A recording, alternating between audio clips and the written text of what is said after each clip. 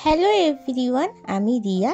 নতুন একটা ব্লগে তোমাদেরকে অনেক অনেক স্বাগত জানাই। আশা করি তোমরা সবাই খুব ভালো আছো, সুস্থ আছো। আমিও খুব ভালো আছি। আজকে আমি যে ব্লগটা নিয়ে চলে এসেছি তার ছোট্ট একটা মিনি ব্লগ তোমরা অবশ্যই সবাই দেখেছো। তো আমার বাড়িতে ছিল রান্না পুজো। তো রান্না পুজোর যে আয়োজন, সেই ব্লগটা আজকে আমি তোমাদের সঙ্গে শেয়ার করব। এই দুদিন আগেই চলে গেল বিশ্বকর্মা পুজো, আর বিশ্বকর্মা পুজোর আগের দিন হয় রান্না পুজো, তো আর পরের দিন হবে পান্না। তো আগের দিন যে রান্না পুজোর আয়োজন, বিকাল থেকে আমি আর মা দুজনে মিলে সেই আয়োজন শুরু করে দিয়েছি। যাদের বাড়িতে এই রান্না পুজো আছে তারাই জানে কত পরিষ্কার পরিচ্ছন্নভাবে এই রান্না পুজোর আয়োজন করতে হয়। বিশেষ করে মনসা ঠাকুরের পুজো বলে কথা।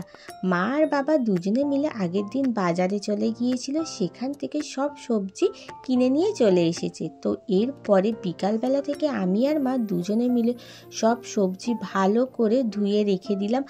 সব সবজি ধোয়া হয়ে যাওয়ার পরে আমি এক এক করে ঢ্যাঁড়সগুলো কেটে রাখছিলাম। তারপরে মাকে বললাম যেগুলো একটু কঠিন সবজি আছে, যেমন এই কুমড়ো, এইগুলো তুমি কাটো, আর আমি এই চিচিঙ্গাটা আমাকে একটু ছাড়িয়ে দাও, আমি চিচিঙ্গাটা লাস্টে তোমাকে কেটে দেবো।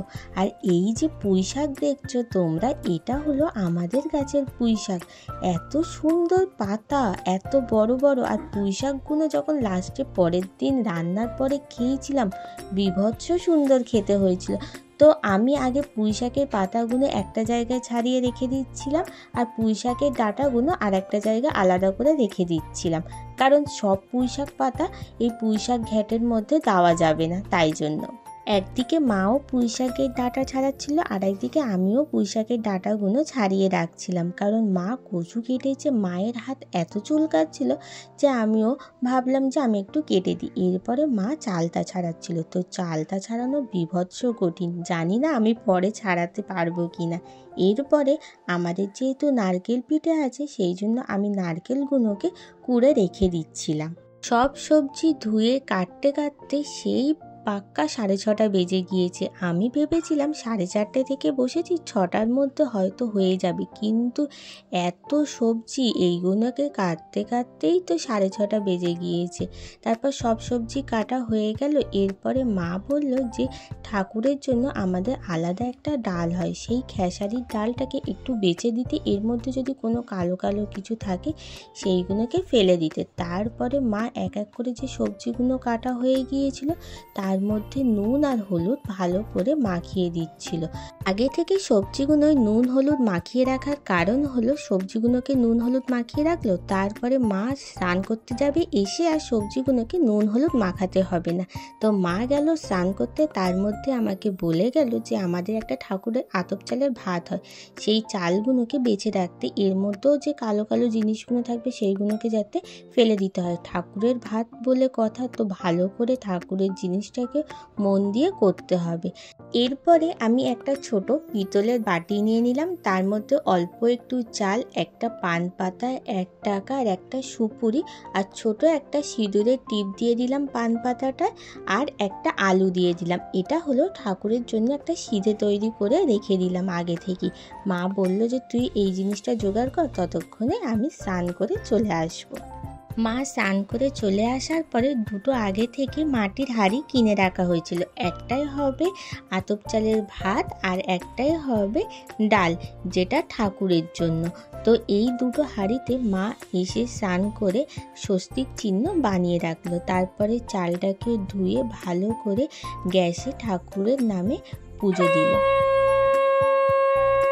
অনেকে ঠাকুরের জন্য এই যে ভাতটা করে সেটা পিতলের হাঁড়িতেও করতে পারে বা অন্য হাঁড়িতে করে, কিন্তু আমাদের বাড়িতে এটা মাটির হাঁড়িতে করা হয়, আর ডালটাও মাটির হাঁড়িতে করা হয়। এরপরে মা ডালটাকে ভালো করে ধুয়ে নিয়ে সেটা হাঁড়ির মধ্যে দিয়ে দিল। তারপরে এর মধ্যে দিয়ে দিল 2টো তেজপাতা আর 4টে শুকনো লঙ্কা, একটু ঝাল হওয়ার জন্য। তারপরে এর মধ্যে দিয়ে দিল পরিমাণ মতন একটু হলুদ গুঁড়ো আর অল্প একটু কাঁচা সর্ষের তেল, আর তারপরে পরিমাণ মতন আবার নুন দিয়ে দিল এর মধ্যে। ঠাকুরের জন্য যে ভাত আর ডালটা করা হয় তার মধ্যে এখান থেকে একবারও উঠতে নেই, কারণ এই ভাত আর ডালটা একদম মন দিয়ে করতে হয় যাতে নিচে না ধরে যায়, তাই সারাক্ষণ এখানে বসে থাকতে হয়। তো মা ভাত আর ডালটা বসিয়ে দিল, তারপরে আমি রেডি হয়ে চলে গেলাম আমার আর একটা রিলেটিভসের বাড়িতে। তো ওদের বাড়িতেও রান্না পুজো আছে। আমার বাড়ির রান্না পুজোয় মাত্র কয়েকটাই ভাজা আছে, যেমন ঢেঁড়স ভাজা, চিচিঙ্গে ভাজা, নারকেল ভাজা, কুমড়ো ভাজা, কলা ভাজা। কিন্তু এদের বাড়িতে নিত্য নতুন অনেক রকমের ভাজা আছে, যেমন ধরো আলু ভাজা থেকে শুরু করে চিচিঙ্গে ভাজা, বেগুন ভাজা, পেঁপে ভাজা, আরও অনেক কিছু ভাজা আছে। আমি তো ওদের বাড়িতে গিয়ে প্রথমে পটল ভাজা, বেগুন ভাজা, পেঁপে ভাজা আর চিচিঙ্গে ভাজা এইগুলো করছিলাম। করা হয়ে যাওয়ার পরে আমি কয়েকটা মাছও ভেজে নিলাম। প্রথমে আমি ইলিশ মাছ ভাজা করে নিলাম, তারপরে আমি কাতলা মাছ ভাজছিলাম। তো আমাদের বাড়িতে যেমন কাতলা মাছ নেই, এদের বাড়িতে তেমন ইলিশ মাছ, কাতলা মাছ আর চিংড়ি আছে। আমাদের বাড়িতেও চিংড়ি আছে। ওদের বাড়িতে সব রকম ভাজা হয়ে যাওয়ার পরে আমি বাড়িতে চলে আসলাম। ততক্ষণে দেখলাম মায়েরও সব রকম ভাজা হয়ে গেছে, মা পুঁইশাক ঘ্যাটটা বসিয়ে দিয়েছে। এর মধ্যে আমি করলাম নারকেল পিঠে। তো আমাদের বাড়িতে নারকেল পিঠে করতে গেলে অনেকক্ষণ সময় লাগবে, তো মা এখন তেলের পিঠে আরও চালতার চাটনি এইগুলো করবে বলে আমাকে বললো তুই নারকেল পিঠেগুলো করে দে। আমি বললাম ঠিক আছে, আমি এসে নারকেল পিঠে করে দেবো। আর আমি সবসময় এই নারকেল পিঠেগুলোই করি। আমি যখন ওই রিলেটিভসের বাড়ি থেকে আসলাম তখন ওই 11:45 মতন বাজে। তো আসার পরে আমি নারকেল পিঠে করতে বসেছি 12টা দিয়ে। করতে করতে প্রায় তখন 1:30 বেজে গেছে। অতক্ষণ ধরে আমি নারকেল পিঠে করছিলাম। তো মা তার আগে চালতার চাটনি করে নিল, এরপরে মা করছে তেলের পিঠে আর একটা সাইডে নারকেল পিঠে ভাপাচ্ছিল।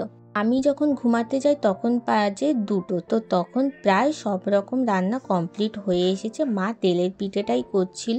তো এরপরে আমি সকালবেলা যখন ঘুম থেকে উঠি, মা তো মনসা ঠাকুরকে আগে পুজো দেবে, তারপরে আমরা সেই খাবারটা খেতে পারবো। মা সেই মনসা ঠাকুর পুজোর জন্য সব রকমের আয়োজন করছিল। তো আমি ওই রিলেটিভসের বাড়িতে চলে গিয়েছিলাম। ওদের বাড়িতে তো অনেক রকমের কাজ, তো ওখানে গিয়ে আমি প্রথমে এই ফলগুলো কাটছিলাম। আর ওদের বাড়িতেও বিশ্বকর্মা পুজো আছে, আগেই বলে রেখেছিলাম।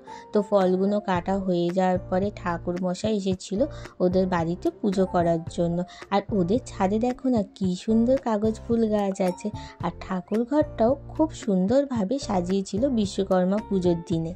ওদের বাড়িতে পুজো হয়ে যাওয়ার পরে আমি চলে আসলাম আমার বাড়িতে। তো আমি তো প্রথমেই আমার বাড়িতে আর ভিডিওটা করতে পারিনি, কারণ ততক্ষণে ঠাকুরকে খেতে দেয়নি, আর ওই সময় ভিডিওটা করা উচিত না, তাই জন্য আমি আর ভিডিও করতে পারিনি। তারপরে সবার শেষে ভিডিওগুলো করলাম। ও আচ্ছা, এটা তো বলতে ভুলেই গেছি, আমার বাড়িতেও পায়েস আছে আর ওই রিলেটিভসের বাড়িতেও পায়েস আছে। আমার তো বীভৎস ভালো লাগে এই পায়েস খেতে। ওদের বাড়ি থেকে পুজো করে আসার পরে তখন আমি আমার বাড়িতে এসে ভিডিও করেছিলাম। আর ওদের বাড়িতে আমি যখন গিয়েছিলাম তখন ওদের বাড়ির এই রান্না পুজোর ভিডিওটা আমি করেছিলাম।